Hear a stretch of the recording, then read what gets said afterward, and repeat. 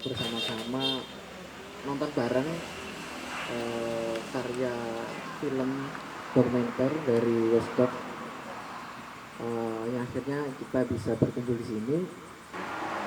Dan tentu film ini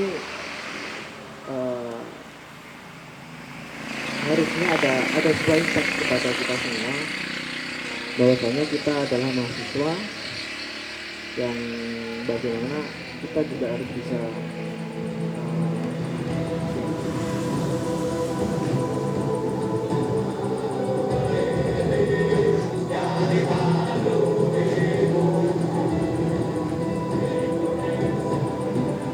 sistem bernegara kita dari kacamata mata kuliah saya tersebut tadi ya, dimana auxiliary state institution ini adalah pembantu daripada trias politika, tapi bukan berarti keindependensian daripada KPK ini pun terganggu. Tadi kan disebutkan di situ, ketika KPK mau melaksanakan OTT ataupun penangkapan, dia harus lapor dulu ke Dewas, kan memakan waktu, kan sangat memakan waktu, proses terhambat, dan kebocoran juga bisa terjadi di situ.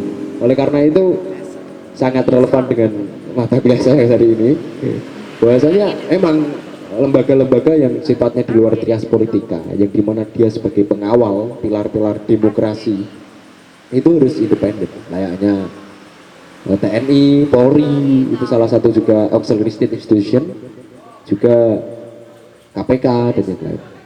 Ketika ada isu yang sengaja dibuat oleh koruptor dan kawan-kawannya untuk bikin framing kepada KPK, ya dengan cara sederhana disimulasi lah. Dengan begitu kan tahu bahwa itu bohong gitu. Karena ketika disimulasi akan kelihatan bahwa itu tidak logis dan tidak mungkin bisa dilakukan.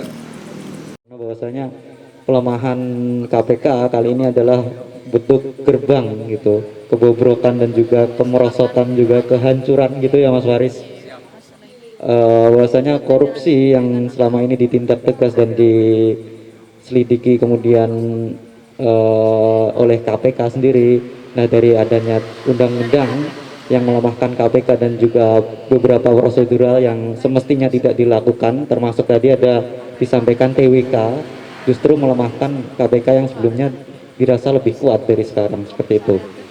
Nah, kalau saya memandang dari Endgame ini memang sangat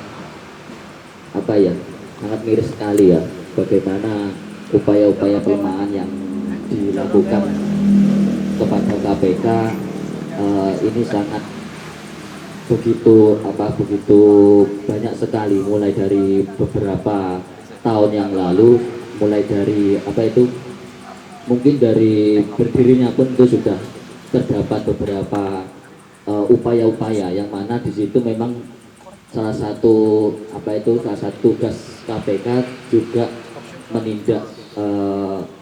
menindak ini kasus-kasus korupsi yang mana terdapat pada instansi itu. Dan ini adalah salah satu mungkin kita sebagai mahasiswa yang masih bisa idealis. Nah, ini masih istilahnya, kalau kita berbicara masalah masalah korupsi, bolehlah kita semangat menggebu-gebu. Nah, namun ini menjadi entah itu pelajaran ya atau latihan ya, kalau di bahasa Arab itu riyadhah namanya. Nah, itu latihan. Bagaimana kita juga namanya jiwa itu juga perlu dilatih, Pak. Nah, gitu. Jadi dilatih. Ya kita tidak bisa menutup kemungkinan kalau salah satu mungkin kita, ya semoga aja tidak ada lah, yang di sini juga bisa menikmati hasil ini. Karena apa? Karena kita juga belum tahu nikmatnya uang sebesar itu gitu. Ya kita kayak gini memang saat ini berbicara seperti ini ya, kita masih dalam tahap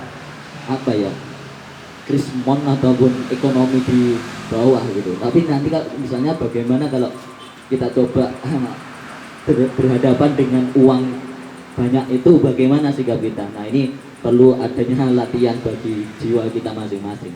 Nah, sehingga kalau masalah KPK ini memang tentu ya sangat memprihatinkan kondisi pemerintahan itu sendiri. Bahwasanya di situ ketika permasalahan korupsi di situ bisa diungkap kapanpun, walaupun itu sudah berjangka lama. Kalau semisal di undang-undang pidana itu kan kalau nggak salah jangkanya 2 tahun, kalau nggak 3 tahun, saya lupa. Di situ sudah tidak bisa diungkap atau sudah tutup buku.